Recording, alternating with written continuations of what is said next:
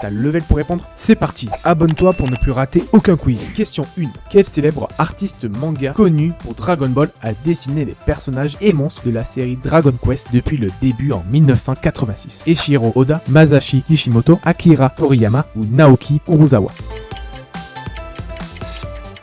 C'est Akira Toriyama, le papa de Dragon Ball et aussi le character designer de toute la franchise Dragon Quest depuis 1986. Chaque personnage, chaque monstre, y compris le slime iconique, c'est lui. Question 2. La mascotte iconique de Dragon Quest est le slime, une petite boule bleue souriante. Quelle était la forme originale imaginée avant qu'Akira Toriyama ne le redesign? Un serpent visqueux, un fantôme verdâtre, un tas de glu informe ou une méduse transparente?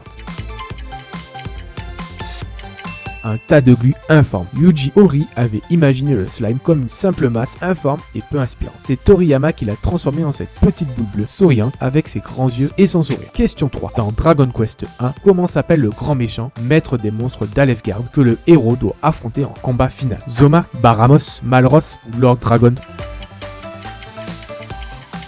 C'est Lord Dragon, Dragon Lord en anglais. Zoma et Baramos sont les grands méchants de Dragon Quest 3. Piège parfait pour les connaisseurs. Malroth, c'est le boss de Dragon Quest 2. Le premier méchant de toute la saga, c'est bien Lord Dragon, un sorcier dragon qui a envahi Alefgard. Question 4. Dans le lore de Dragon Quest 3, le père du héros est un guerrier légendaire parti combattre Baramos. Il meurt dans les bras du héros sans même le reconnaître. Comment s'appelle-t-il? Erwin, Ortega, Ragnar ou Aleph? C'est Ortega, l'un des moments les plus émouvants de toute la saga. Ortega est parti combattre Baramos des années avant les événements du jeu, et on le retrouve au fond du donjon final d'Alefgard, blessé à mort, sans reconnaître que le héros devant lui est son propre enfant. Allez, dis en commentaire quelle licence tu veux qu'on couvre la prochaine fois, et on se retrouve demain pour un nouveau quiz.